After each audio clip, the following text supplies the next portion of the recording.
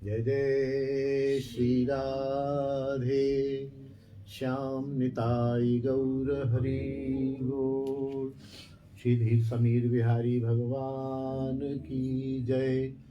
गिरिराज महाराज की जय। तुलसी महारानी की जय। ब्रज रज रानी की जय। यमुना रस रानी की जय। हमारे गुरु स्थान श्रृंगार वट की जय। समस्त वैष्णव वृंद की जय। अपने अपने गुरुदेव भगवान की जय।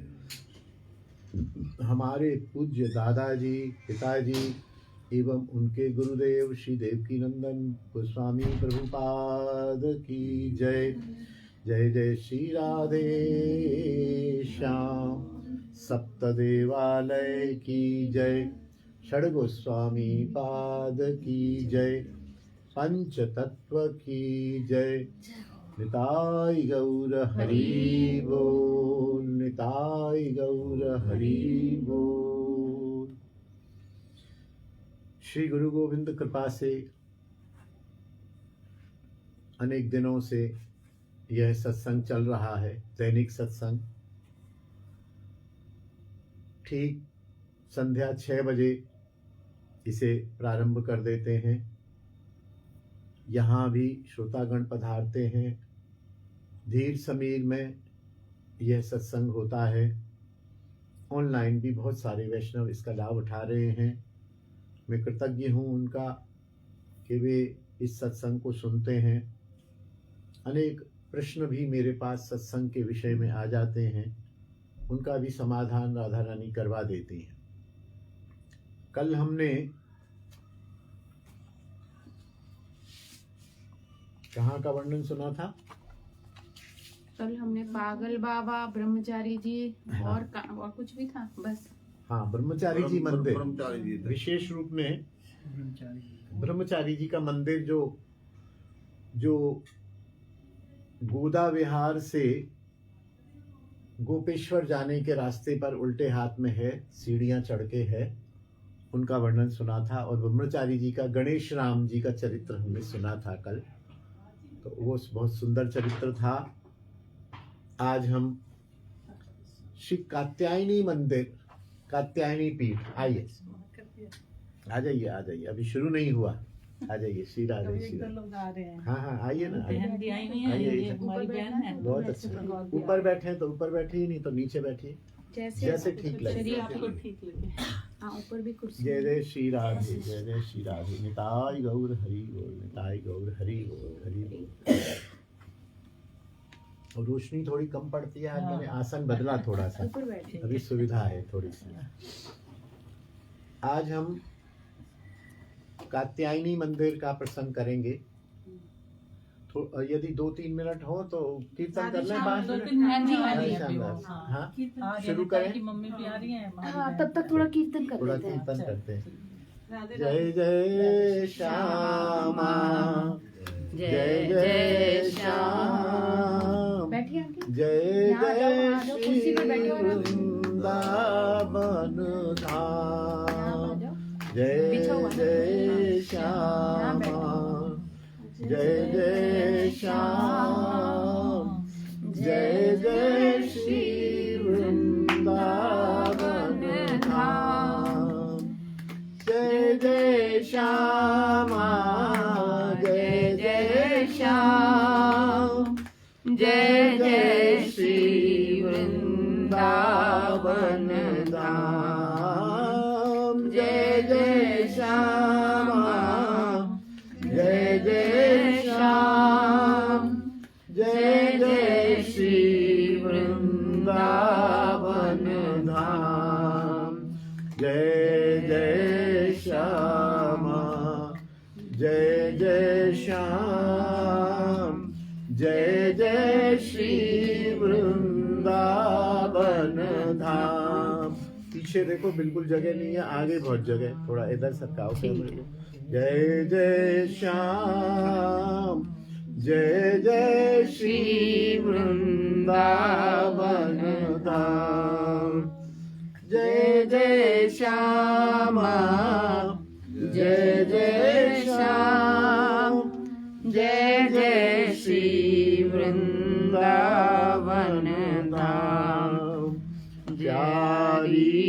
श्यामा प्यारो श्याम प्यारो श्री वृंदावन धाम प्यारी श्यामा प्यारो श्याम प्यारो श्री वृंदावन धाम मेरी श्यामा मेरो श्याम मेरो श्री वृंदावन धाम मेरी श्यामा श्यामा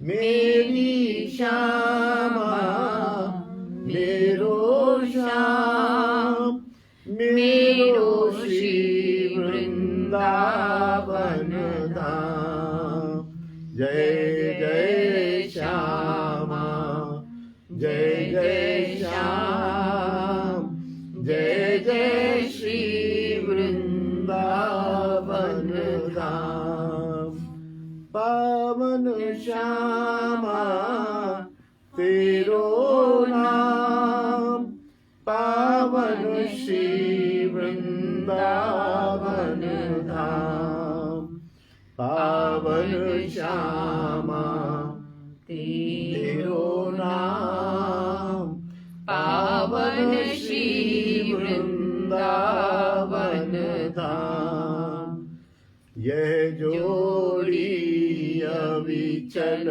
अविराम यह जोड़ी अविचल अविराम हृदय बसो मेरे आठों याम यह जोड़ी अविचल अविराम हृदय बसो मेरे आठों याम जय जय श्यामा जय जय श्याम जय जय श्री वृंदावन धाम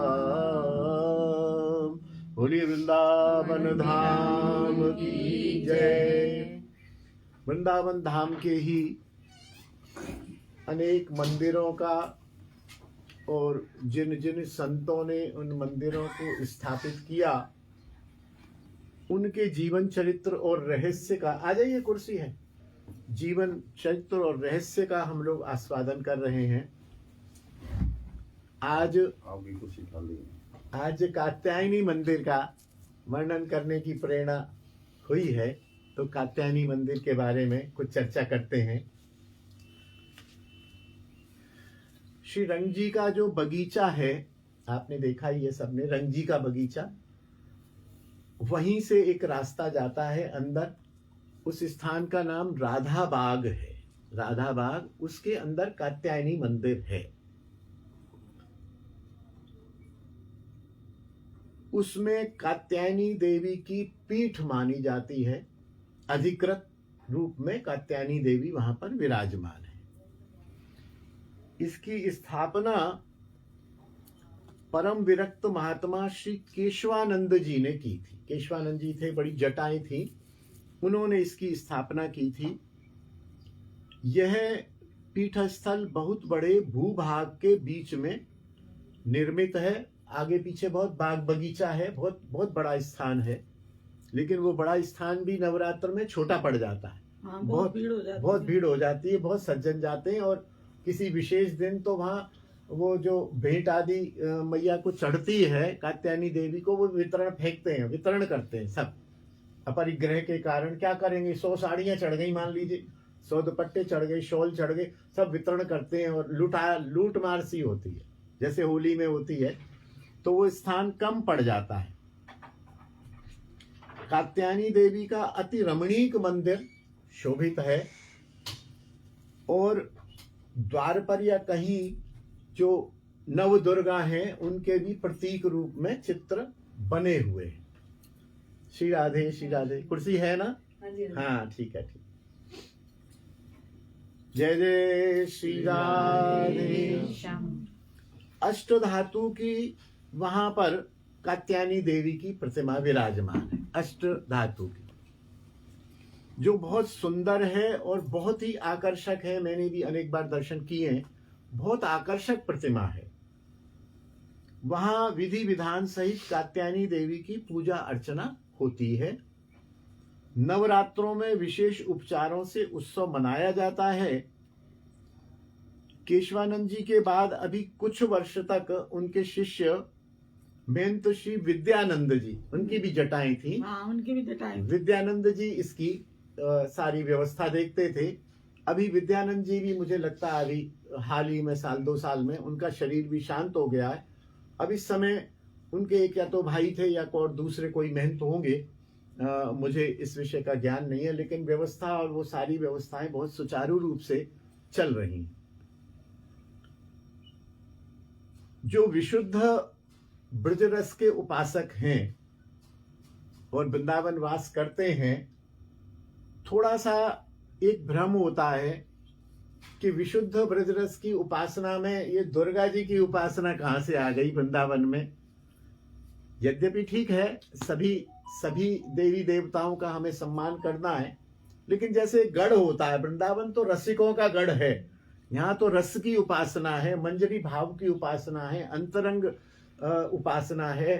तो यहाँ दुर्गा जी का मंदिर कैसे आ गया? वास्तव में यह दुर्गा जी का मंदिर नहीं, ये दुर्गा नहीं है। वो जो नवरात्र में जिस दुर्गा की पूजा होती है, मैंने एक ग्रंथ और भी यहाँ ले रखा है, यदि समय मिला तो ये भी चर्चा करेंगे कि दुर्गा कितने प्रकार की। दुर्गा भी 10-5 प्रकार की हैं। तो ये कौन सी दुर्गा है? ये वास्तव में दुर्गा नहीं है, लेकिन फिर भी अब लोक चालवश या रहस्य का ज्ञान न होने के कारण दुर्गा के रूप में ही इनकी उपासना होती है। जबकि ये दुर्गा की मूल शक्ति, दुर्गा से कई अंश ऊपर ये कात्यायनी है। और कात्यायनी कौन है? कात्यायनी है योग माया। योग माया जो ईश्वर की लीलाओं में सहायता करती है। गिरिराज जब उठाते हैं ठाकुर, तो योग माया गिरिराज को रुई जैसा बना देती है। कंस को जब पछाड़ते हैं तो योग माया ही कंस को राधे राधे कर देती है। योग माया ही पूरी लीला की सहायता करती है। योग माया ही गिरिराज धारण करते हैं। खूब बादल बरस रहे हैं, लेकिन ब्रज में ब्रजवासियों के ऊपर एक बूंद भी पानी का नहीं आता। ये योग माया लीला काम करती है। अभी तो योग माया लीला शक्ति है। योग माया ही अपनी लीला को संपादन करती है और कृष्ण उसी के अनुसार चलते हैं। जैसे एक प्रोड्यूसर होता है और एक एक्टर होता है। एक्टर वही करता है जो प्रोड्यूसर कहता है। तो योग माया लीला शक्ति है। तो लीला शक्ति का मंदिर है यह वास्तव में। लेकिन अब रूढ़ी के कारण, समय के कारण, रहस्य न जानने के कारण दुर्गा के रूप में भी और नव दुर्गा भी वहां बनी हुई है। कोई हानि नहीं है, अच्छा है। लेकिन जो समझे रहे वो समझे रहे, और जो न समझे रहे किसी भी रूप में पूजा करिए, हानि क्या है? नुकसान तो कुछ होना नहीं है। भक्ति मार्ग में सबसे बड़ी अच्छी बात है कि भक्ति मार्ग में हानि कुछ नहीं होनी है।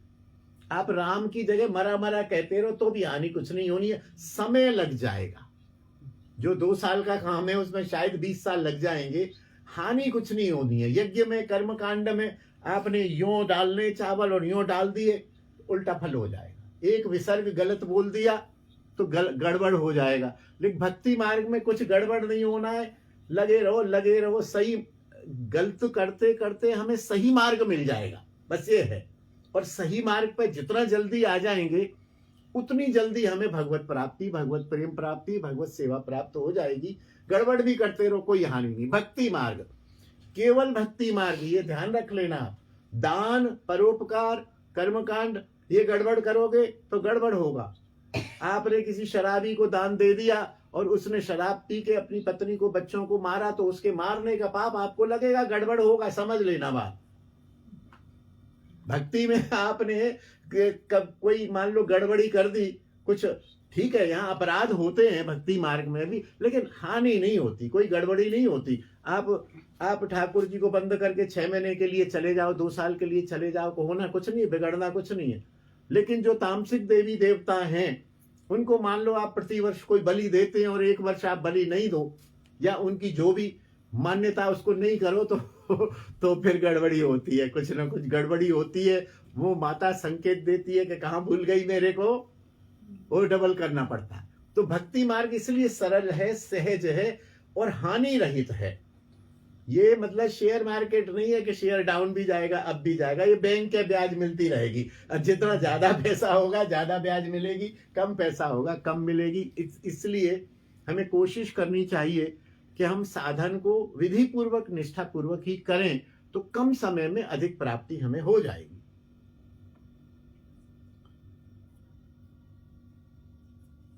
ब्रजराज श्री नंद महाराज ब्रज में थे और उनके पुत्र भगवान हमारे श्याम सुंदर भी ब्रज में थे और उनकी अति अलौकिक रमणीय लीलाएं होती थी।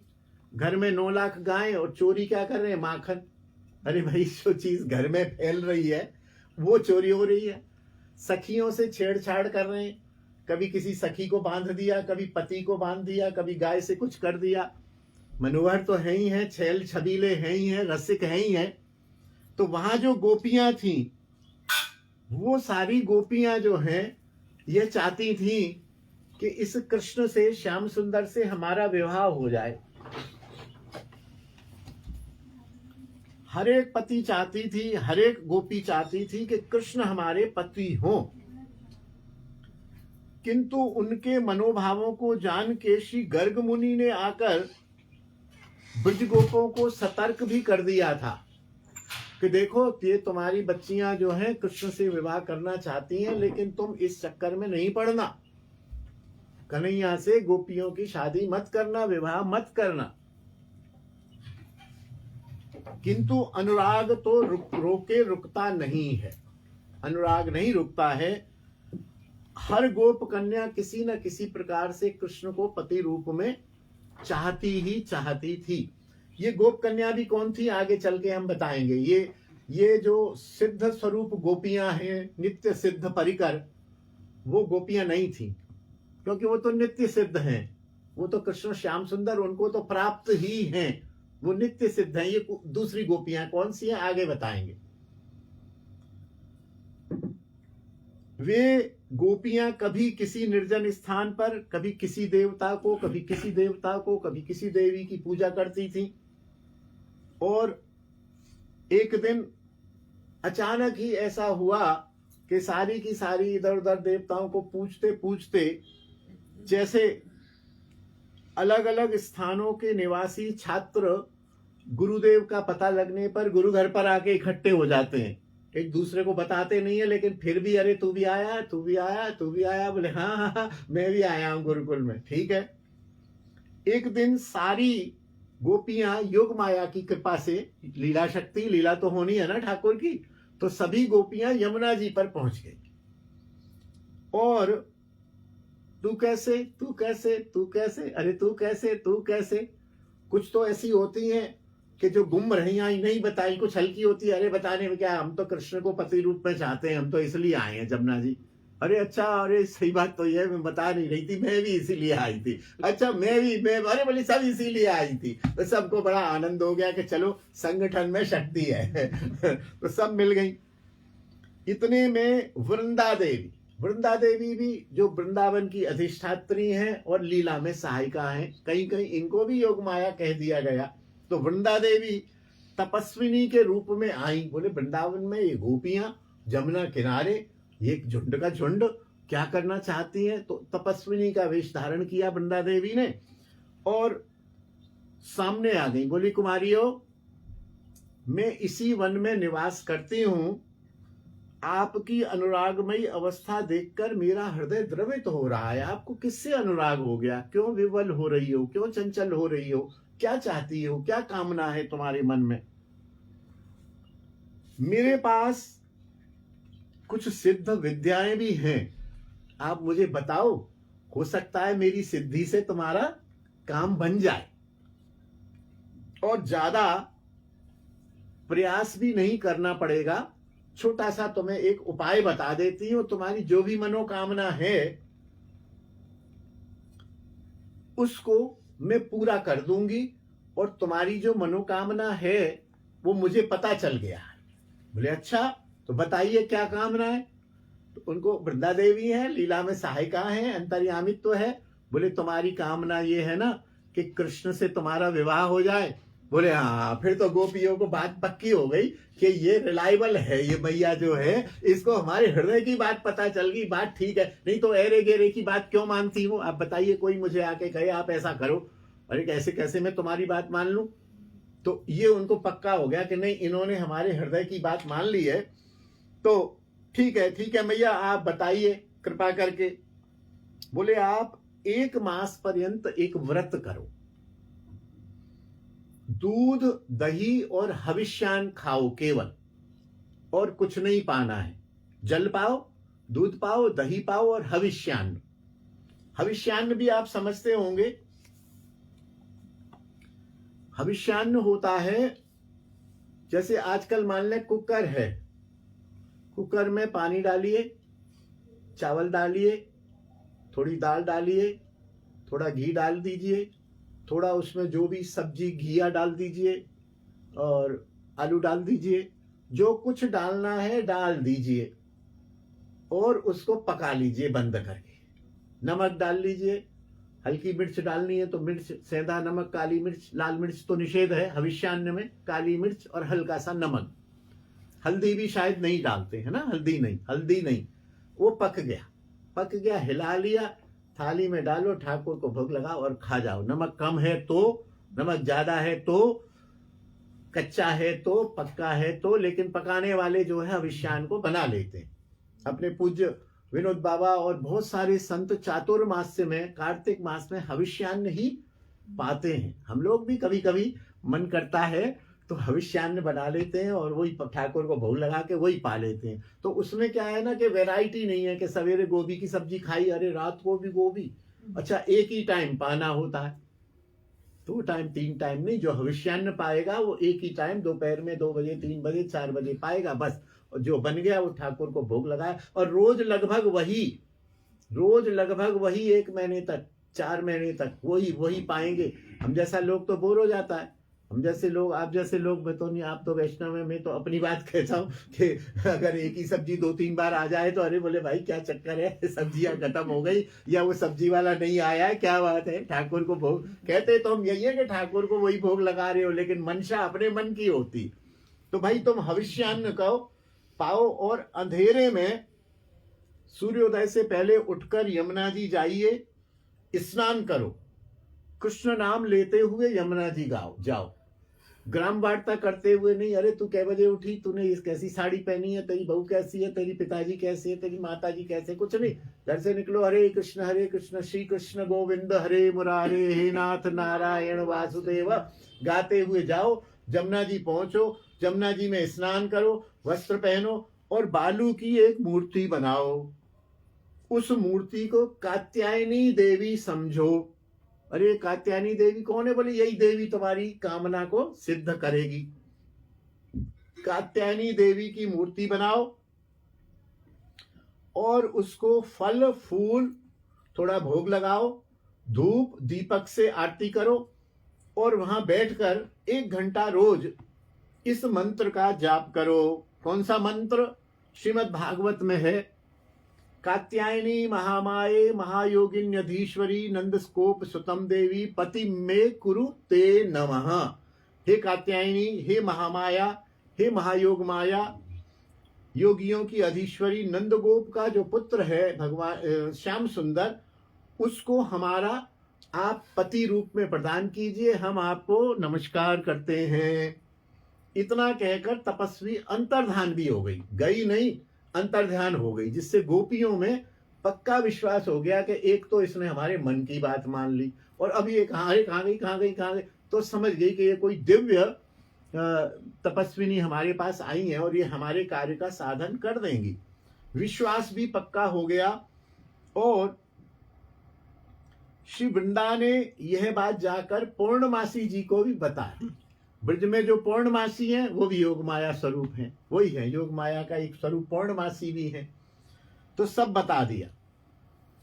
कुछ दिन बाद मार्गशीर्ष में उन सब ब्रज कुमारियों ने व्रत धारण करके उषा काल से पहले यमुना तट पर जाकर बालू की कात्यायनी देवी की रचना कर श्रद्धा पूर्वक उस मंत्र का जप आरंभ कर दिया। पौर्णमासी श्री कृष्ण की वैष्णवी शक्ति है। कई दिन बाद वह कात्यायनी देवी के रूप में प्रकट होकर बोली। पौर्णमासी अब कात्यायनी बन गई। वृंदा देवी तो तपस्विनी बन गई थी और पौर्णमासी कात्यायनी की पूजा हो रही है, तो प्रकट तो होनी चाहिए जब श्रद्धा पूर्वक हो रही है और किसी तपस्विनी ने बताया, और ऐसी तपस्विनी ने बताया है कि जो शक्ति संपन्न है, सिद्धि संपन्न है, तो प्रकट तो होना चाहिए, तभी तो पूजा की सफलता मानी जाएगी। तो प्रकट हो गई। बोली, कुमारियों, तुम यह कैसा असंभव वर प्राप्त करने की कोशिश कर रही हो? तुम तो जानती हो कि गर्ग मुनि ने तुम्हारे माता पिता से कह दिया है कि तुम्हारी शादी, तुम्हारा विवाह कृष्ण से नहीं करना, झंझट में मत पड़ना, और तुम सामान्य गोप कुमारियां हो, गोपियां हो। गोपी का अर्थ जो गोप, जो गोपालन करता है वो गोप। गोप का लड़का भी गोप, नंद बाबा भी गोप थे, भगवान कृष्ण भी गोपाल गोप थे, और उनकी जो पत्नियां हो गई, बहनें हो गई, पुत्रियां हो गई, वो सब गोपी। गोपी का टेक्निकल अर्थ तो अलग है, लेकिन गोपी का अर्थ जो गोप व्यवसाय में या गोप सेवा में लगा हुआ है वो गोपी। जो पुरुष है वो गोप, जो स्त्रियां हैं वो गोपी। तो बोले, तुम एक साधारण गोप कुमारियां हो, और कृष्ण तो ब्रज के राजा नंद के पुत्र हैं और गोप कुमार हैं, गोप राजा हैं। उनके साथ तुम्हारा विवाह हो भी कैसे सकता है भाई? स्टेटस का भी तो कोई मिलान नहीं है, ये तो देखो। ब्रज कुमारियों ने कहा, हे कात्यायनी, आप महामाया स्वरूपिणी हो, आप में असंभव को भी संभव करने की शक्ति है, आप महायोगिनी हो, अतः आप हमारे मनोभूष्ट को पूर्ण करने में समर्थ हो, और आप कृपा करके हमारे इस आशा को सफल कीजिए। आप जो कहेंगी हम करेंगे। कात्यायनी बोली, देखो कुछ भी हो, मैं शायद तुम्हें दे भी दूं वरदान के चलो तुम्हारा विवाह हो जाएगा, लेकिन मुझे महालक्ष्मी से डर लगता है, क्योंकि असली पत्नी तो महालक्ष्मी है। महालक्ष्मी तो नारायण के वक्ष पर विलास करती हैं। हम वक्ष पर विलास करना नहीं चाहते, हम तो पति रूप में चाहते हैं जिससे हम उसकी सेवा करें। भाई, पत्नी का जो स्वरूप, प्राचीन स्वरूप है, वो आजकल की बात तो अलग है, लेकिन प्राचीन जो स्वरूप है वो दासी के रूप में है। और पत्नी का और स्त्री का जो स्वरूप है वो स्वयं को तो दासी समझे, स्त्री जाति स्वयं को वो दासी समझे, और हम उसको देवी समझें। यत्र नार्यस्तु पूज्यन्ते रमन्ते तत्र देवता। हम कभी हिंदी में जब भाषण देते हैं, उद्बोधन करते हैं, तो हम ये थोड़ी कहते हैं स्त्रियों और सज्जनों, देवियों और सज्जनों, ठीक है ना? हम उनको देवी ही माने, हम उनको दासी नहीं माने। स्त्री को पत्नी हो चाहे कोई भी हो, हम उसको देवी ही माने, और स्त्रियां अपने आप को दासी ही माने। ठीक ऐसा ही सिद्धांत गुरु और शिष्य के बीच होता है। शिष्य गुरुदेव को गुरु माने, भगवान माने, यहां तक की कोई मना नहीं है। शिष्य अपने गुरुदेव को भगवान भी माने, बहुत अच्छी बात है, लेकिन गुरु जी अपने आप को कृष्ण का एक दास माने। गुरु जी जिस दिन अपने आप को भगवान मान लेंगे उस दिन राधे राधे हो जाएगी। ठीक वही सिद्धांत है। गुरु अपने आप को कभी भी भगवान नहीं माने, शिष्य गुरु को भगवान मानता रहे, मानना चाहिए। ऐसे ही दासी अपने आप को देवी ना मानने लग जाए। आजकल दासी अपने आप को देवी मानने लग गई है, और फिर उल्टा हो गया, पुरुष फिर स्त्री को दासी मानने लग गए। देखिए उल्टा हो गया, ठीक हो गया कि नहीं? आजकल पुरुष समझते अरे ये स्त्री जाती है, ये क्या समझती है, वो उसको दासी समझने लग गया, और स्त्री अपने आप को देवी समझने लग गई। जबकि उल्टा सिद्धांत उल्टा है कि स्त्री दासी समझी रहे और पुरुष पति उसको देवी समझा रहे। कहो देवी, ठीक है ना सिद्धांत, ये समझने की जरूरत है। तो हम तो पति रूप में उनको चाहती हैं, हम उनकी सेवा करेंगे, और लक्ष्मी तो उनके वक्षस्थल पर विराजती है। लक्ष्मी तो सेवा नारायण रूप में भले ही करती हो, कृष्ण की तो सेवा लक्ष्मी क्या करती है, वो तो बाहर बेलवन में बैठी हुई है तपस्या करती हुई। कात्यायनी ने फिर परीक्षा ली, कात्यायनी परीक्षा ले रही है उनकी। अरे तुम सबकी सब पति रूप में कृष्ण को प्राप्त कर लोगी तो तुम तो सौतें बन जाओगी आपस में, और सौतों का काम है लड़ना झगड़ना, तुम सारी सौत बन जाओगी। देखो मैं मजबूर हूं, तुम ऐसा करो कि तुम डायरेक्ट कृष्ण की ही आराधना करो। तुमने मेरी आराधना की, मैं प्रसन्न हो गई, मैं प्रकट हो गई, लेकिन मैं ये तुमको नहीं दे सकती। कृष्ण को पति रूप में प्राप्त करना है तो कृष्ण की ही आराधना आप करो।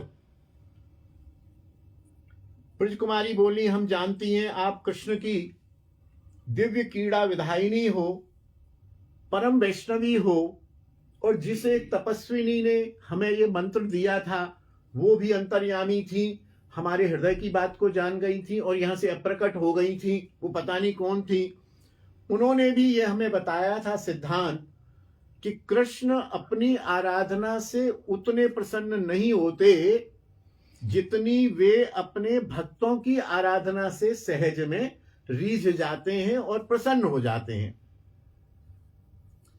आप कृष्ण के परम भक्त श्री शिव की पत्नी परम वैष्णवी पार्वती हो, वो भी कात्यायनी का स्वरूप पहचान गई। बोले आप तो पार्वती हो और आप कृष्ण के परम वैष्णव भक्त, उनकी पत्नी हो, वो उनके भक्त है, और आप शिव की भक्त हो, तो आपकी उपासना से तो हमें अवश्य ही कृष्ण की प्राप्ति हो जाएगी, क्योंकि मेरे से मोते अधिक मोर कर दासा, मत भक्तेभ्यो अधिको, ऐसा भी है। तो हम तो आपकी ही उपासना की है और आपकी उपासना से ही कृष्ण को पति रूप में प्राप्त करना चाहती हैं। कात्यायनी ने कुछ न हाँ करी न ना करी, और वो भी झट से वहां से अंतर्ध्यान हो गई, परीक्षा ले गई। बोले नहीं, ये दृढ़ है, गोपियां पक्की दृढ़ हैं अपनी बात की, ये टलने वाली नहीं है। 1 मास का व्रत था, कल ही आज इन्होंने परीक्षा ली है, और परीक्षा लेके और मैसेज कर दिया कृष्ण को, भैया बात पक्की है, सभी लोग जो है बिल्कुल दृढ़ हैं, ये टलने वाले नहीं है, और सारी परीक्षाओं में खरे उतरी हैं गोपियां। अब तुम सोचो क्या करना है। बोले ठीक है, रहने दो, अब कल मैं देख लूंगा। तो अब कृष्ण जो है कुछ अंतरंग सखाओं के साथ यमुना तट पर आ गए। ये उस समय स्नान कर रही थी वस्त्र हटा के, निर्वस्त्र होके। तो ठाकुर ने इनके वस्त्र जो नीचे रखे थे उनको हरण कर लिया। वो भी क्यों हरण किया? क्योंकि किसी भी पवित्र नदी में वस्त्र सहित ही स्नान करना चाहिए, चाहे स्त्री हो चाहे पुरुष हो। अपने लाज के अंगों को तो अवश्य ढक के ही पुरुषों को भी और स्त्रियों को भी स्नान करना चाहिए, जबकि ये निर्वस्त्र होकर स्नान करती थी। यह उपदेश देने के लिए उन्होंने वस्त्र हरण किए। फिर थोड़ी बहुत ठटोली हुई, हंसी मजाक हुआ, थोड़ा बहुत। गोपियां हैं, उनकी सखियां हैं, उनकी शक्तियां हैं, तो थोड़ा बहुत हुआ और ठाकुर ने वस्त्र दे दिए।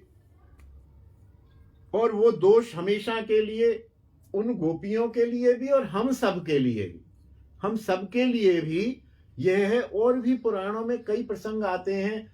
वो जो ये नलकुबर थे या कौन थे, ये भी नग्न होकर सरोवर में नहा रहे थे। वो नारद जी गए, एक बार तो निकल गए और नहाने दो, मेरा क्या। फिर बोले नहीं, मेरा क्या नहीं, मैं भक्ति का आचार्य हूं और ये कुबेर के पुत्र हैं, कुबेर धन का स्वामी है, इनको हम शिक्षा नहीं देंगे तो और बिगड़ेंगे। और गड़बड़ी कहीं हो तो एक व्यक्ति को चाहिए कि उस गड़बड़ी को रोकने का प्रयास करे। तो नारद जी ने पुनः उनको शाप आप दिया, वो सब। तो सरोवर में, नदी में, पवित्र नदियों में तो यहां तक भी कहा गया है कि घर से स्नान करके जाए। घर से रात्रि के अशुद्ध स्थिति में नदी में नहीं जाए। नदी में स्नान करके जाए और नदी से आकर पुनः स्नान करने की जरूरत नहीं है, लेकिन समुद्र से आकर पुनः स्नान करे। समुद्र में स्नान करके जाए और समुद्र से आके घर में स्नान करके फिर वस्त्र आदि धारण करे, ऐसा शास्त्र का नियम है।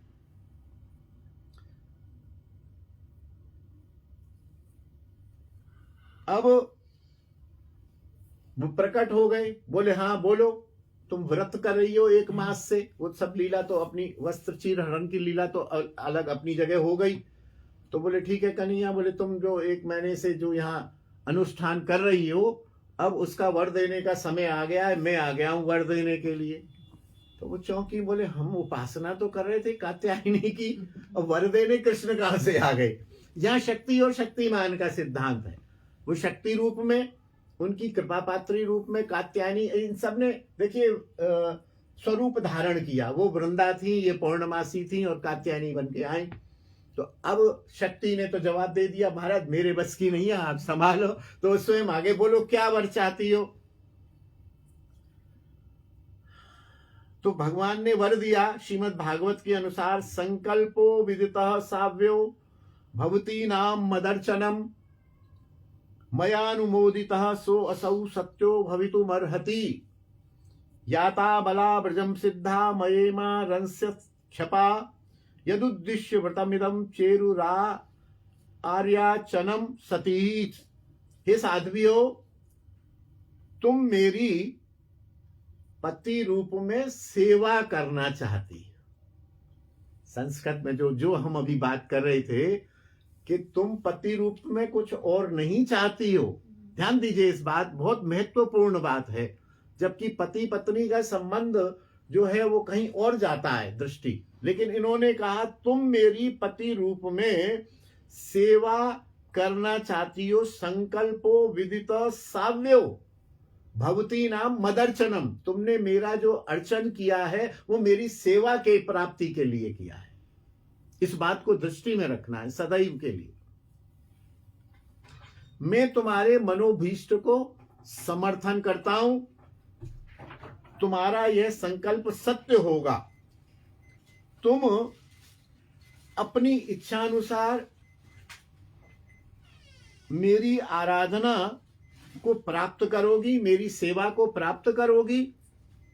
हे कुमारियों, अब आप सब अपने अपने घरों को लौट जाइए। आपकी साधना इस समय सिद्ध हो गई है। आपने जो चाहा था वो आपको मिलेगा। अब आपकी साधना में कोई कमी नहीं रह गई है। आने वाली शरद ऋतु अब आएगी, अक्टूबर नवंबर में जो शरद पूर्णिमा आएगी, मेरे साथ तुम विहार करोगी, रास करोगी, मुझे प्रसन्न करोगी, मुझे सुख दोगी। हे सतियो, सती शब्द का उद्बोधन किया गया। हे सतियो, इसी उद्देश्य से ही आपने यह व्रत और कात्यायनी की आराधना की है, क्योंकि कात्यायनी देवी की आराधना ब्रज कुमारियों ने, साक्षात गोपियों ने की और साक्षात श्री कृष्ण को पति रूप में प्राप्त किया। इसलिए इस रसधाम, जहां से हमने बात शुरू की थी कि इस रसिक रसधाम में कात्यायनी की क्या जरूरत है, तो कात्यायनी की उपासना की किसने? गोपियों ने। और गोपियां कौन है? गोपी प्रेम की ध्वजा, प्रेम की सर्वोत्कृष्ट एक उसका नाम है गोपी। रस की सर्वोत्कृष्ट एक कृति का नाम है गोपी। तो गोपी ने तो उपासना की। हम रसिक या हम और रसिक जन क्या रस जाने जो गोपी रस जानती है। और हमको कृष्ण प्राप्त हो ना हो, उनको कात्यायनी की उपासना से कृष्ण प्राप्त हुए, साक्षात प्रकट हुए और कृष्ण प्राप्त भी हुए।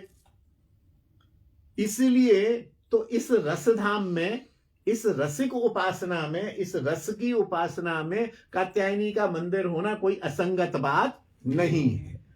कात्यायनी कौन है ये आपको हमें पहले ही समझ आ गया कि कात्यायनी पौर्णमासी योग माया ही है साक्षात, जो भगवान कृष्ण की लीला विधान करने में, लीला को सहायता करने में सदैव जागृत और सदैव चेष्टाशील, अपितु कृष्ण से भी ज्यादा चेष्टाशील रहती। जैसी लीला शक्ति प्रेरणा करती है वैसी कृष्ण लीला करते हैं। दोनों बातें वैसे वर्षा हैं। जैसी कृष्ण इच्छा करते हैं वैसी लीला शक्ति सहायता करती हैं, और अनेक बार जैसी लीला शक्ति इच्छा करती है कृष्ण वैसी लीला करते हैं। दोनों ही बातें हैं। ऐसा ही नहीं कि कृष्ण जो कहें वो लीला शक्ति करती जाओ, लीला शक्ति ना, नहीं, लीला शक्ति भी परम स्वतंत्र हैं। वो जो इच्छा करती हैं वो कृष्ण को करना पड़ता है। करना पड़ता शब्द तो है ही नहीं, सब तो सहज में रसवश चल रहा है, तो लीला होती है। अब यहां जो है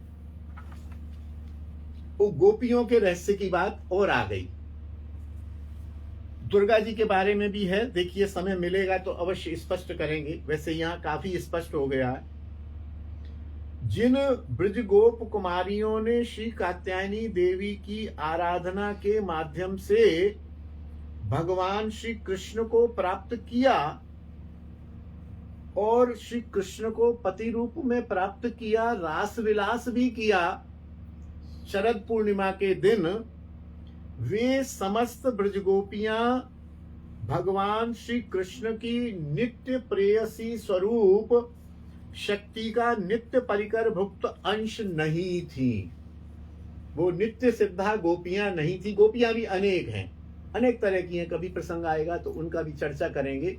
ये वो जो नित्य गोपी हैं भगवान की, ललिता विशाखा आदि, और फिर यूथेश्वरियां हैं, फिर यूथेश्वरियां की भी फिर अलग अलग 8-8 की हैं, वो सब अनंत गोपियां, ये वो नित्य सिद्ध गोपियां नहीं थी।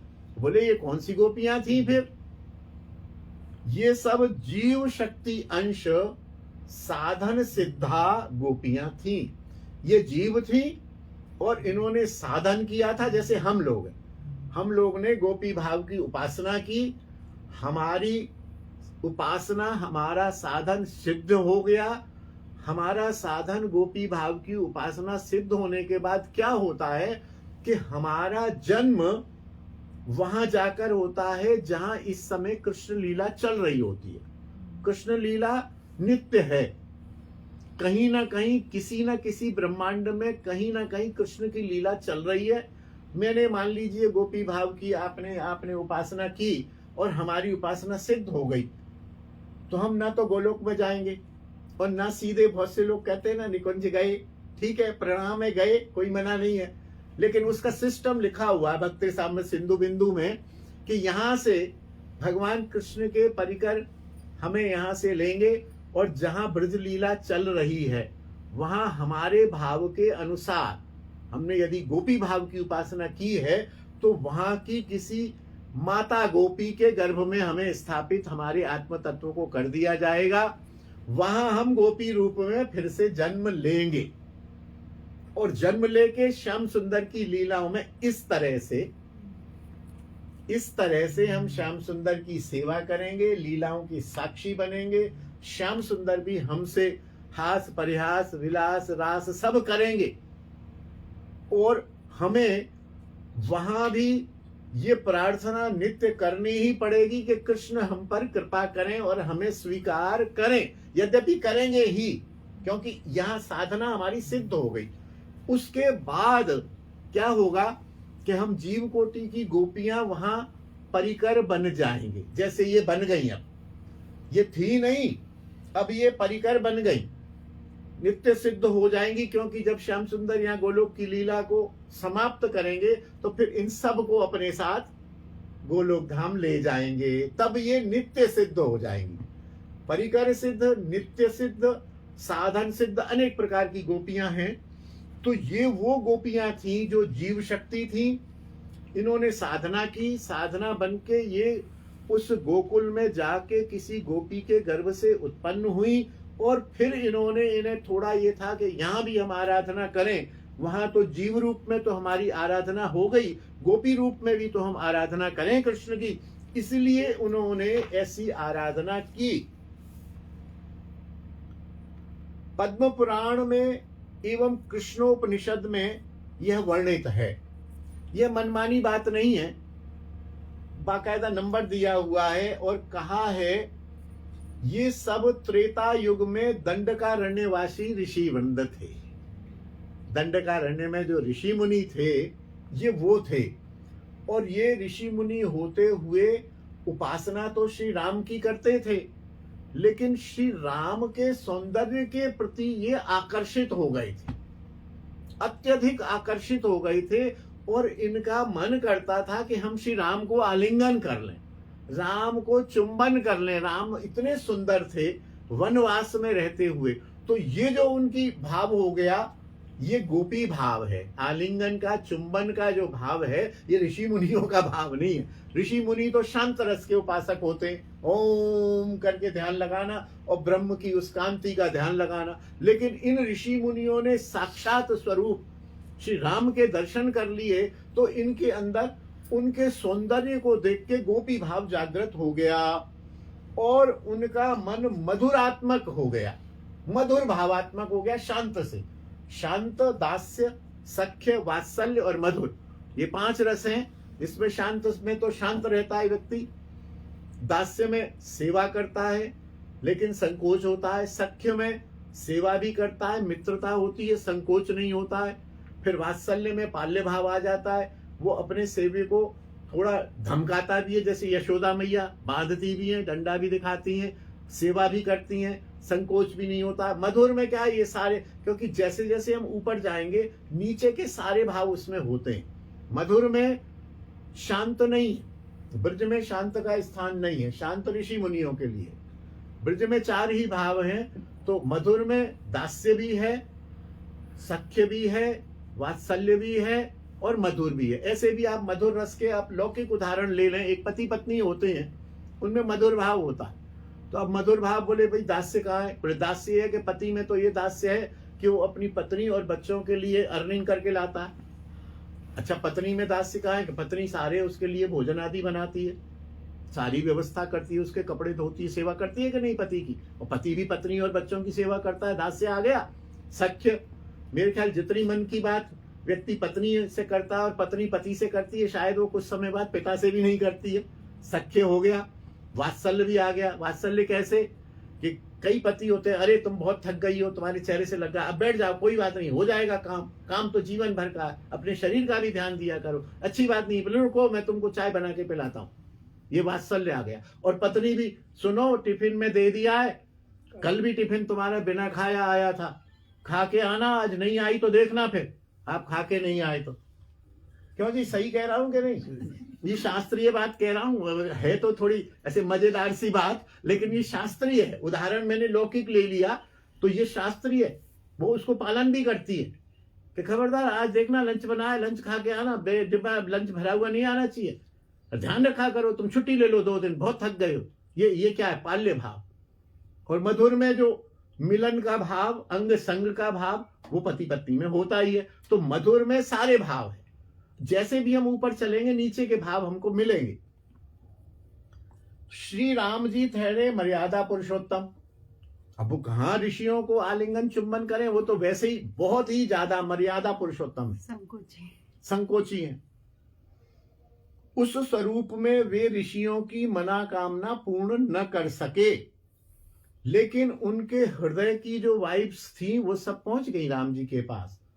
तो उन्होंने, राम जी ने कहा, ऋषियों मैं तुम्हारी कामना को, तुम्हारे प्रेम को समझ गया, अभी तो मेरी मजबूरी है, मैं इस रूप में मर्यादा के रूप में लीला कर रहा हूं। मैं द्वापर में कृष्ण स्वरूप में आऊंगा और उस समय ऐसे ही काम करूंगा, मैं गोलमाल सब छलिया वाले, उस समय मेरी कोई मर्यादा नहीं होगी, सब गोलमाल के जितने काम अभी रह गए वो सब मैं कृष्ण स्वरूप में करूंगा, फिर भी लोग मेरे को भगवान कहेंगे, फिर भी पूजेंगे, और मेरे गोलमाल का भी सम्मान होगा, उसका भी एक आदर होगा, मेरे छलिया स्वरूप का भी सम्मान होगा। राम जी ने उन्हें आश्वस्त किया।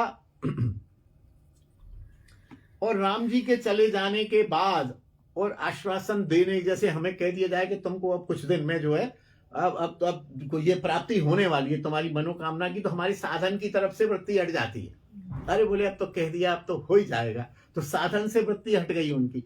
अब जब साधन से जो ओम करके ध्यान लगाते थे, वो ओम ना निकले ना ध्यान लगे राम जी का, और तो ये लगे कि कब द्वापर आए, कब ये हमारे राम जी कृष्ण बने, और कब हम गोपियां बने, कब हम इनके आलिंगन चुम्बन से इनको हम स्नेह करें।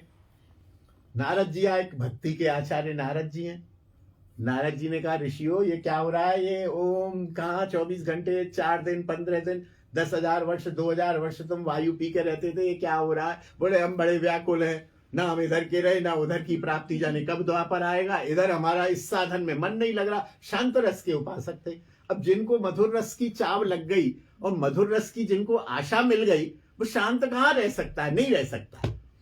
तो नारद जी आए, नारद जी ने उनसे कहा, उनको गोपीजन वल्लभ मंत्र दिया, जिसे हम गोपाल मंत्र कह सकते हैं। नारद जी ने साक्षात सभी ऋषि मुनियों को कहा, ये गोपीजन वल्लभ मंत्र है, आप इसका जाप करो, और इसका जाप करने से आप शीघ्र ही गोपी देह प्राप्त करोगे, वहां जाके जहां इस समय लीला चल रही है।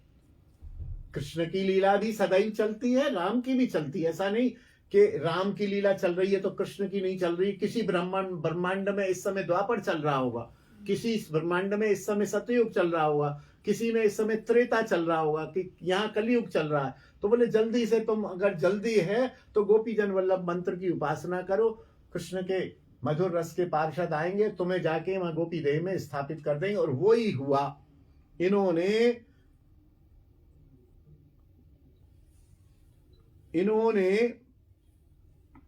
नारद जी ने भी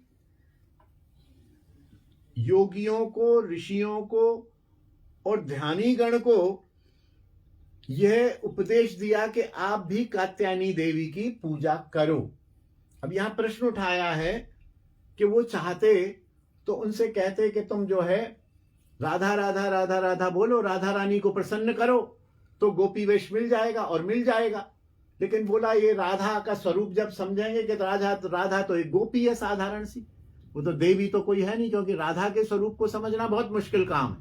और ऋषि मुनि खासकर शांत रस के उपासक, शिव पार्वती कात्यायनी देवी, देवी कहते ही वो होता है हाँ कोई देवी है ये। तो उनसे कहा कि तुम भी ये गोपीजन वल्लभ मंत्र का जाप करो और कात्यायनी देवी का आराधना करो। बोले कि ये कात्यायनी कौन है? बोले ये समझो साक्षात शिव की अर्धांगिनी पार्वती ही हैं। बोले हाँ ठीक है, ऋषि मुनि शिव को तो मानते ही। बोले ठीक है बिल्कुल ठीक है। तो उन्होंने अनवरत रूप से, निरंतर रूप से कात्यायनी देवी की आराधना की और गोपीजन वल्लभ मंत्र से उपासना की। और द्वापर आया, द्वापर में कृष्ण अवतीर्ण हुए। वे यथा समय पूर्व सब साधन सिद्ध ऋषिगण गोपों के घर में आकर कन्या रूप में उत्पन्न हुए। जो अभी हम कह रहे थे वे सब कन्या रूप में उत्पन्न हुए।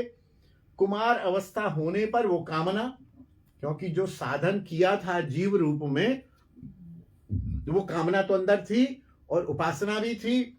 उस कामना से उनको, उनके अंदर कृष्ण को पति रूप में प्राप्त करने के लिए व्याकुलता बढ़ गई। तब फिर वृंदा जी मिली। वृंदा जी ने उन्हें कात्यायनी की आराधना बता दी। कात्यायनी या पार्वती आराधना तो बताई,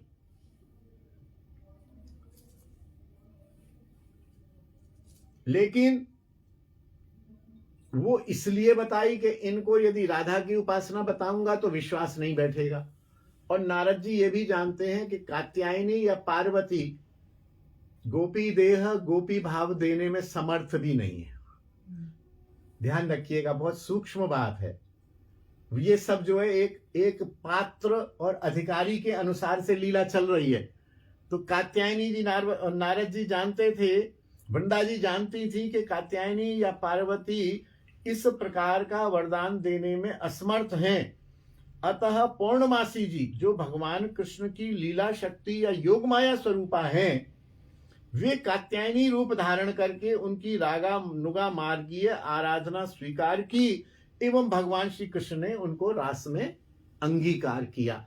कात्यायनी भी नहीं दे सकती हैं और पार्वती भी नहीं दे सकती हैं, क्योंकि पार्वती जो है वो शिव, सदाशिव की अर्धांगिनी है, और सदाशिव भगवान कृष्ण के वैष्णवा नाम यथा शंभो, वैष्णवों में श्रेष्ठतम है, वैष्णवा नाम अग्रगण्य है। जो वैष्णव है वो ठीक है दे सकता है, लेकिन आराधना वाली जो उपासना वाली वस्तु है, वैष्णव की सेवा, वैष्णव की प्रसन्नता आवश्यक है, लेकिन प्रिया प्रीतम से संबंध ज्ञान तो गुरु ही कराएगा ना, अपने से श्रेष्ठ व्यक्ति ही तो कराएगा, और वही कराएगा हमें संबंध ज्ञान या भगवत प्राप्ति, वही गुरु कराएगा जो खुद भगवत प्राप्त है। जो खुद भगवत प्राप्त नहीं है तो कैसे प्राप्त कराएगा। हम वैष्णव की सेवा करेंगे तो वैष्णव की सेवा करने से क्या होगा कि हमें गुरु प्राप्त हो जाए। कई लोग मेरे से पूछते हैं हमारा कोई गुरु नहीं है, हम इतनी माला करते हैं तो बेकार जाएगी। मैं बिल्कुल बेकार नहीं जाएगी। तो बोले भगवान प्राप्त हो जाएंगे। मैं नहीं। तो बोले गुरु जी आप कह रहे हो बेकार भी नहीं जाएगी और भगवान भी प्राप्त नहीं होंगे। मैंने कहा अगली बात सुनो ना, भगवान प्राप्त नहीं होंगे इस जब से तुम में योग्यता आएगी और तुम्हें गुरु प्राप्त होंगे। अरे बोले गुरु तो हम धारण नहीं करना चाहते। मैं गुरु तो तुम्हारे बाप को धारण करना पड़ेगा क्योंकि गुरु के बिना डायरेक्ट पहुंच नहीं है। तुम लटकते रहो 3 जन्म तक, गुरु तो तुमको धारण करना ही पड़ेगा। करते रहो जब तक जिस दिन पात्रता आ जाएगी उस दिन तुम व्याकुल हो जाओगे गुरु धारण के लिए, और गुरु तुम्हारे लिए व्याकुल हो जाएगा। कहां है मेरा चेला, ऐसा भी है, बहुत उदाहरण है। तो गुरु तुमको मिलेगा, तुम अपनी साधना में बढ़ते चलो, तुम्हें अगली अगली सीढ़ी नजरती जाएगी। तो वहां से फिर ये योग माया स्वरूपा ने कात्यायनी रूप धारण कर लिया, उनकी रागानुगा मार्गीय आराधना को स्वीकार किया एवं भगवान ने उनको रास में अंगीकार किया। ये सब ब्रजकुमारियां साधन सिद्धा ऋषिचरी गोपियां थीं। ये नित्य सिद्धा ब्रज गोपियां नहीं थी। आप तो समझते हैं सब इस विषय को। नित्य सिद्धा गोपियां नहीं थी। नहीं तो कई लोग प्रश्न उठाते हैं कि गोपियों को भी उपासना करनी पड़ी। जो गोपियां हैं, अर्धांगिनी हैं, श्री कृष्ण की विलासिनी हैं, उनको कात्यायनी की उपासना कर ना ना ना ना, ये नित्य सिद्धा गोपियों ने नहीं करी। ये ऋषिचरी साधन सिद्धा गोपियों ने उपासना करी है।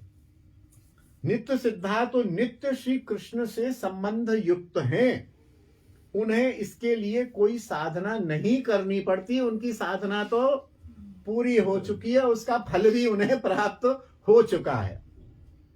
इन सब गूढ़ रहस्यों को न जानकर अनेक लोग देवी पूजा के दिनों में श्री कात्यायनी को दुर्गा रूप मानकर बड़े समारोह से पूजते हैं। इस आराधना में श्री कृष्ण की मधुर रसात्मक गंध भी नहीं होती है। शाक्तों के भाव से और शाक्त तंत्रों के विधि विधान से पूजा करते हैं।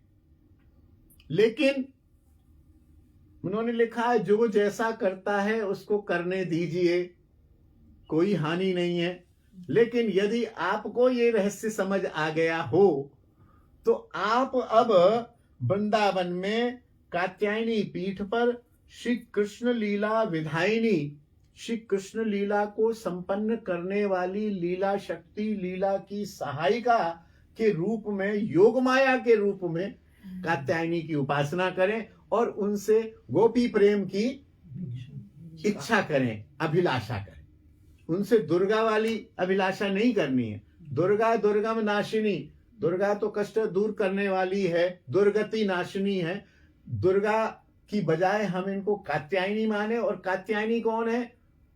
महामाया, पूर्णमासी, लीला शक्ति, योग माया। योग माया की तरह से इनकी उपासना करके और श्री कृष्ण सेवा प्राप्ति की प्रार्थना करें। कृष्ण सुख सुखित्व, तत्सुख सुखित्व। ब्रजवासियों में और गोपियों में जो सबसे बड़ी वस्तु है वह है तत्सुख सुखित्व। कृष्ण, कई जगह देखा कि कृष्ण के पैर जो हैं, ये भी ग्रंथ है, बैठो पलोटत राधिका पायन। तो लोग कहते हैं, कह रहे यार ये राधिका जी उपास्य हैं कि कृष्ण जी उपास्य हैं? बोले उपास्य कृष्ण ही है, तो फिर राधिका पैर छुपा रही हैं। बोले इसलिए छुपा रही हैं कि कृष्ण को उनका पैर छूने से आनंद मिलता है। मेरे को पाप लगे लगने दो, मेरे से अनियमितता हो जाए। वो जो पेट दर्द वाला उदाहरण है, ब्रज मंगाई थी। तो गोपियां बोली रुक्मिणी ने नहीं दिया, सत्यभामा में नहीं दिया, किसी ने नहीं दिया, यहाँ तक कि नारद जी ने भी नहीं दिया। नरक में जाएंगे। बोले नारद जी तुम दे दो। बोले ना ये तो मेरे स्वामी है। बोले क्या करूं? तो फिर कृष्ण ही कहा, बोले नारद देख भैया बड़ी पीड़ा हो रही है, न एक वृंदावन मांग, चलो जा देख वहां कहीं कछु है जाए मेरी व्यवस्था तो। अच्छा बाबा वृंदावन में कौन देगा, वो तो तुम्हारी परम प्रेमी है, वो तो बिल्कुल ना देंगी। बोले तू चलो तो जा देख, वो बड़ो कष्ट है रो भाई, 3 दिन से दर्द में पड़ो भय हूँ। जब वृंदावन में आए तो अरे नारद बाबा कैसे आए? बोले कन्हैया को बड़ा दर्द हो रहा है और बड़ी समस्या होगी। बोले समस्या क्या है? बोले समस्या ये किसी भक्त की चरण रज मांगते, घरे को ले जाना बाबा जी, देर काई को करे तो बोरी भर भर के अपनी चरण रिगड़ के। अरे तुम नरक में जाओगी, कीड़े पड़ेंगे। बोले 100 कीड़ा पड़ जाए, हम कितने नरक में जाएं, कन्हैया को सुख मिलना चाहिए। तो ये है तत्सुख सुखित्व। और कृष्ण भी गोपियों का सुख चाहते हैं और गोपियां कृष्ण का सुख चाहती हैं। यहां तक गोपी और कृष्ण के मध्य ही नहीं है, हर ब्रजवासी के बीच में। ब्रजवासी कृष्ण का सुख चाहते हैं, कृष्ण ब्रजवासियों का सुख चाहते हैं। एक बार एक पंडित जी थे, अब इसका तो देखता हूं समय, कोई बात नहीं, आज 5-7 मिनट लेट भी हुआ, प्रसंग चल रहा है। एक बार एक पंडित जी थे नंदगांव में, तो वो पुरोहित थे, अपना यज्ञ फज्ञ ऐसे करते थे। अब माँ किसी को न दुख है, न किसी को संतान की बाधा है, न किसी को धन की बाधा है, न मुकदमा चल रहा है किसी का, न पत्नी रूठ गई है, न पति मारता है, कुछ झंझट ही नहीं है नंदगांव में, चिन्मय धाम, सब लोग आनंद ही आनंद है। तो पुरोहित जी बोले भैया तुम तो सब आनंद में डोल रहे हो, अब हम तो यज्ञ वाले हैं, हमारा काम कछु यज्ञ फज्ञ करा। हालांकि उनको भी अभाव तो कुछ था नहीं, नंद बाबा इतना दे देते थे, ब्राह्मण सेवी थे। बोले फिर भी भैया कछु कराते रहो, नहीं तो हम तो मंत्र भूल जाएंगे, 1-2 साल में भी एक यज्ञ ना होगा तो मंत्र भूल जाएंगे। तो बोले हाँ भैया करो, यज्ञ करो। बोले कब करो? बोले परसों ही करो, बसंत पंचमी आ रही है, बसंत पंचमी को यज्ञ होएगा। बोले होएगा। बोले करो यज्ञ। आ गए। अब वो संकल्प होता है ना, बोले क्या क्या किस निमित्त यज्ञ करें? बोले कृष्ण के सुख के निमित्त यज्ञ करो। अरे बोले तुम्हारी छोरा छोरी रहेंगे? बोले हमारे छोरा छोरा सब प्रसन्न है, हम तो चाह रहे हैं हमारो कन्हैया सुखी रहे, कन्हैया को आनंद मिले, हम तो ये चाहे, हम कछु ना चाहे। तो कन्हैया, अच्छा फिर कन्हैया के सुख की कामना भी क्यों? कि वो देखते थे कि कभी पूतना आ रही, कभी कछु दिन आ भये, फिर वो कोई बकासुर आ गया, फिर कोई अगासुर आ गया, फिर कोई तृणावर्त आ गया। अरे बोले भैया जाए बचाओ, तुम यज्ञ करो। तो सब ब्रजवासियों ने मिलके कृष्ण के आनंद के लिए सुख किया और कृष्ण मिलके ब्रजवासियों के आनंद के लिए करते थे, तत्सुख सुखित्व। और ये एक भैया लोग बहुत बड़ी बात है कि आप मेरा सुख चाहो और मैं आपका सुख चाहूं, तो मुझे बताओ कोई सुख से वंचित रहेगा? क्यों जी? और यदि आप अपना सुख चाहो और मैं अपना सुख चाहूं तो वंचित रह जाएंगे ना। आजकल सभी यही स्थिति में, अपना अपना अपना अपना चाहिए सबको। अगर हम दूसरे के लिए लग जाएं तो कोई दुखी रहेगा ही नहीं। तत्सुख सुखित्व तो एक ऐसा मंत्र है कि किसी को दुख नहीं होगा। तो तत्सुख सुखित्व तो ब्रजवासियों में, इसीलिए ठाकुर कहते हैं ब्रजवासी वल्लभ सदा मेरे जीवन प्राण, इन्हें न कभू बिसारियों मोहे नंद बाबा की आन। नंद बाबा अपने पिता की कसम एक ही जगह खाई है, कहीं नहीं खाई, ठाकुर ने एक ही जगह खाई है। तो इस प्रकार से इन ब्रजगोपिकाओं का कात्यायनी पूजन हुआ और कात्यायनी देवी के मंदिर के बारे में आप हम सब लोग जान गए।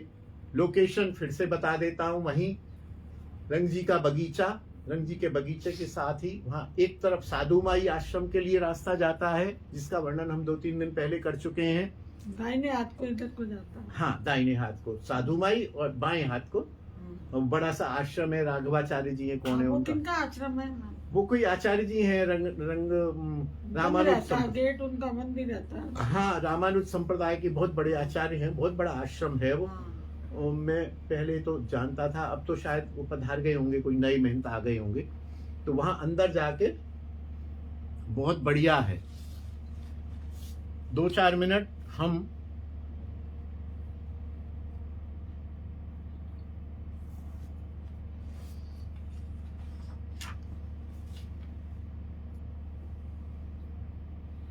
दो तरह की दुर्गा है। एक तो माया से, माया के तीनों गुणों से गुणातीत है, सत्व रज तम से रहित है। दो तरह की हैं। तो उसमें जो गुणातीत दुर्गा हैं, पहली है वैकुंठ वासिनी दुर्गा। वैकुंठ वासिनी दुर्गा जो है गुणातीत है, देवताओं के चौथे आवरण में विराजमान है, और यह हमारे अष्टादशाक्षर गोपाल मंत्र की अधिष्ठात्री देवी है। जो गोपाल मंत्र में जो बाधाएं आती हैं, ये दुर्गा उनकी दुर्गतियों को नाश करती है।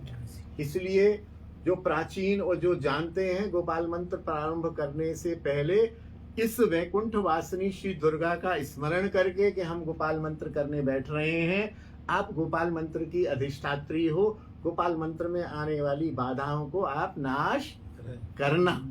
दुर्गा दुर्गति नाशिनी, दुर्गा का सीधा अर्थ है। दूसरी है परव्योम वासिनी दुर्गा, ये भी गुणातीत हैं। ये सदाशिव के लोक में उनकी कांता शक्ति के रूप में विराजमान है, सदाशिव की पत्नी के रूप में विराजमान है दुर्गा। तीसरी गोकुलेश्वरी दुर्गा है, यह गोकुल की अधिष्ठात्री देवी है। ये भी गुणातीत हैं, इन पे माया के 3 गुणों का कोई प्रभाव नहीं है। यह महाविष्णु, ये परमा शक्ति है, महाविष्णु स्वरूपिणी स्वरूप भूता शक्ति है। ये गोकुल की अधिष्ठात्री हैं।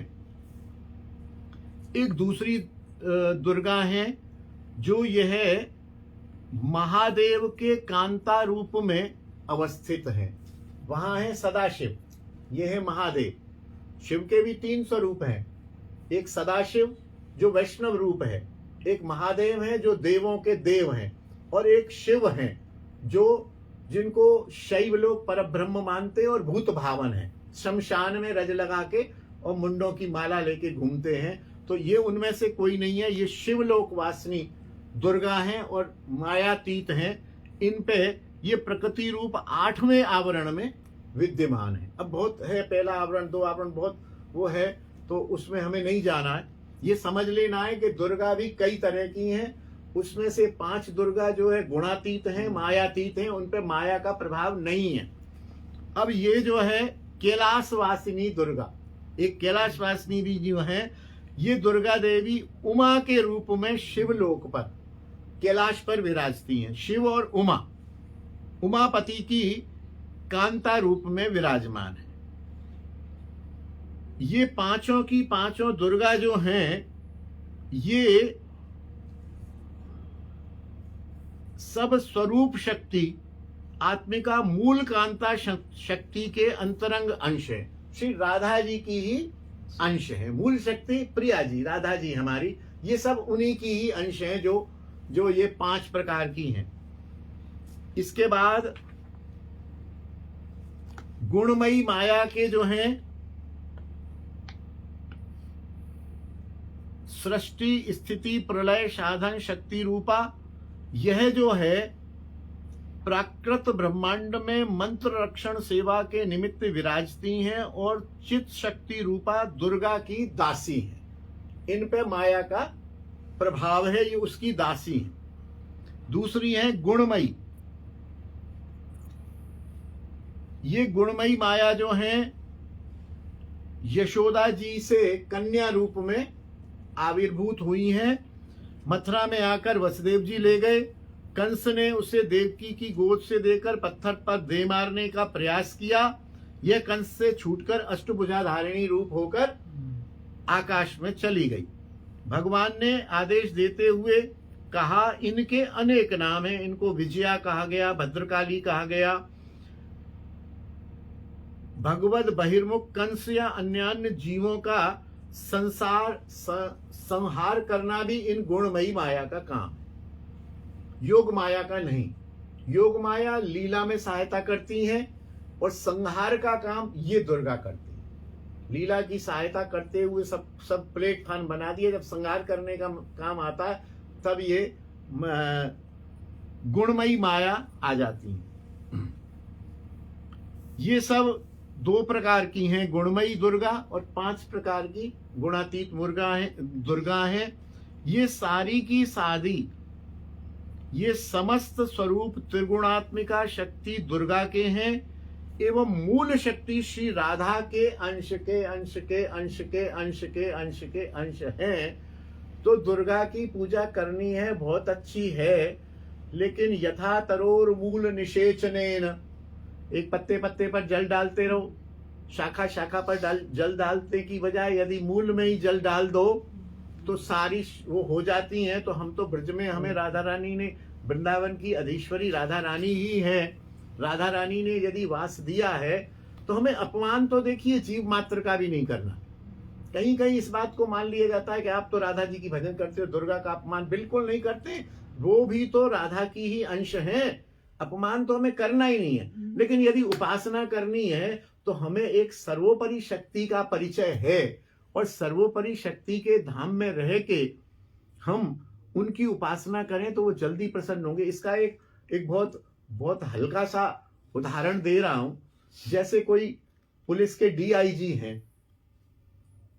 है ना, और हम उन डीआईजी के घर में हैं, उन्होंने हमें रुका रखा है, हम उनके अतिथि हैं, रिश्तेदार हैं, भांजे हैं, भतीजे हैं, दोस्त हैं, कुछ भी हैं, और डीआईजी के यहाँ रुके हुए, तो उनसे तो वो अपने केस की बात कर नहीं रहे।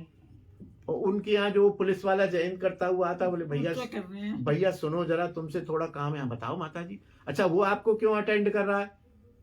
क्योंकि आप डीआईजी के घर में रुके हुए हो, और वो पैसे के लिए भी कर रहा है, और हम उसको सेट कर रहे हैं। बोले भैया मेरा ये केस का काम तू करा दे। अब उसको तो चाहिए कि मैं करा दूंगा, सब कर दूंगा, लेकिन अंततो गत्वा वो कहेगा तो अपने बॉस से कि बॉस ये माता जी जो आई हुई हैं, इनका ये मेरे से कह, अच्छा तेरे से कह रही, अरे माता जी तुमने मेरे से क्यों नहीं कहा? अरे वो करा है, हो गया काम। तो हमें चाहिए कि हम डीआईजी से ही अपनी उपासना करें, डीआईजी से ही अपनी शिकायत करें। हम प्रिया जी के धाम में हैं, प्रिया जी अधीश्वरी हैं, हम प्रिया जी की येन केन प्रकारेण उपासना करें, श्याम सुंदर की उपासना करें, प्रिया जी की उपासना करें, तो सबकी उपासना हो जाएगी।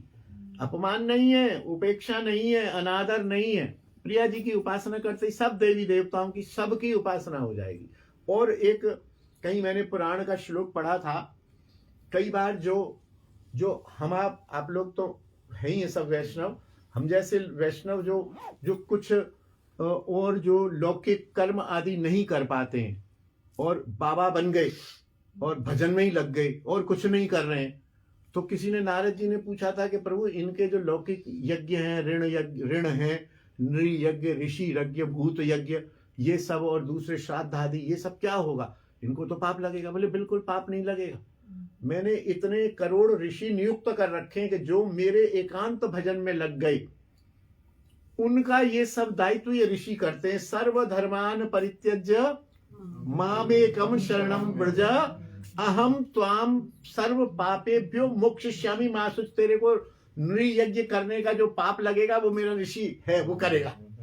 वो मेरा ये आदमी लगे हुए, ये जो चीज तुमसे छूटेगी प्रिया जी की उपासना में, प्रिया प्रीतम की मेरी उपासना में, मैं वहां अर्जुन से तो कहा ही, क्योंकि अर्जुन पाप से डर रहा था, मैं चाचा को मारूं, मैं गुरुदेव को मारूं, मैं फूफा को मारूं।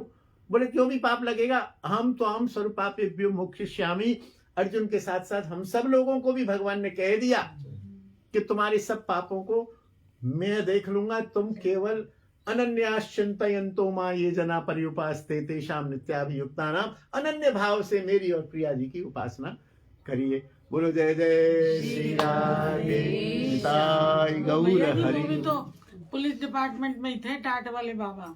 हाँ जी है ना जी। मैंने 3 दिन उनका सत्संग सुना था, बहुत अच्छे दर्शन किए थे। हाँ जी। तो वो ओम आनंद आनंद का पाठ करते थे। हाँ जी। हाँ है ना। हाँ। वो ऋषि टाइप थे ना वो ऋषि, तो वो आगरा में आए थे। आगरा में। हाँ तो 3 दिन मैंने उनका सत्संग सुना, बहुत अच्छा। वो तो इतने ही बस टाट पहनते थे। हाँ, मैंने भी दर्शन किया। डीआईजी तो थे, अच्छा, उन्होंने नौकरी छोड़ी थी। अच्छा। नौकरी छोड़ के टाट वाले बाबा बन गए थे। बहुत बढ़िया। जय बोलो टाट वाले बाबा की जय जय श्री राधे। याद आया, मैंने कहा उनके तो मैंने दर्शन किए। बिल्कुल, आप तो भाग्यशाली हो, आपने बड़े संतों के दर्शन किए। कल भी आप बता रहे थे कुछ और। स्वरूपानंद जी महाराज जो हाँ, शंकराचार्य जी हाँ जी थे, हाँ जी हाँ जी वो हमारे सिरसा में आए थे। हाँ जी। तो माता जी ने उनको हाथी की सवारी करवाई थी। अच्छा अच्छा, वाह, और बहुत मैंने बढ़िया। खूब उनके बहुत अच्छे दर्शन किए। वाह, बहुत। सिरसा तो समझो मिनी वृंदावन जैसा ही है। सिरसा हाँ। और हिसार में बड़ा हाँ, भक्ति हिसार का के तो ये प्रचार है। बैठे हैं, मैं बड़ी सिरसा बड़ी की भक्ति बेटी का हूँ। प्रचार है हिसार में और सिरसा में। सिरसा में तो हमारे किशन भैया जी भी रहते हैं। हाँ, वो पहले वो रहते हैं। हिसार में रहे हैं। हिसार में हमारी ये बिटिया